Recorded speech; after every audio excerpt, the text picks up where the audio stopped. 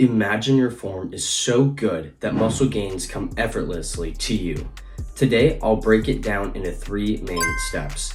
I've spent the past 5 years experimenting what works and researching what doesn't, and I cannot stress enough how much this makes or breaks your progress.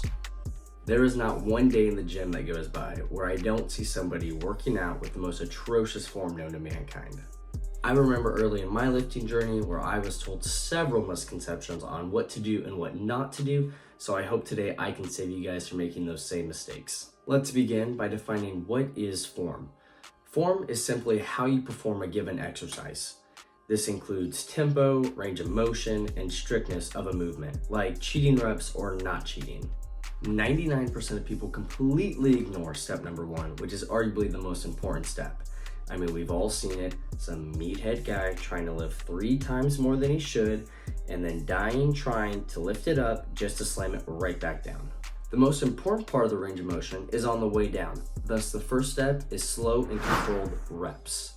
Maintaining a 3 to 5 second eccentric is the most important part of the range of motion. Studies show that a slow eccentric can increase your gains by nearly 30%. For the second step, let's take a look at this clip. At first glance, it looks like perfect form.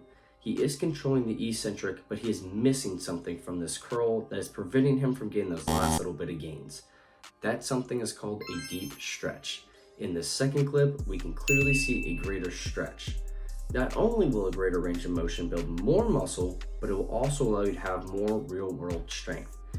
If you can take an 135-pound deficit deadlift through a complete range of motion, then lifting a box off a high shelf or picking up your little cousins or your kids will be a piece of cake for you and your lower back.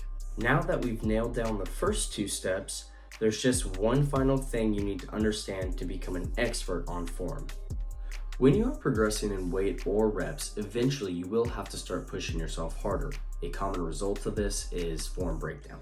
While some shaking and leaning and little breaks are okay, if you begin to use a ton of momentum to lift the weight up or have to arch your back a crazy amount just to get the weight up, then you should stop the set and either work with a lighter weight until you're ready for that heavier weight, or don't do as many reps that you were trying to. Now that you know why form is so crucial and how to master it, go ahead and start applying these tips to your next workout. Trust me, your physique will thank you. If you want to learn how to form a complete training program, please go check out the other parts in this series, Muscle Building for Beginners. Thank you guys so much and have a great day.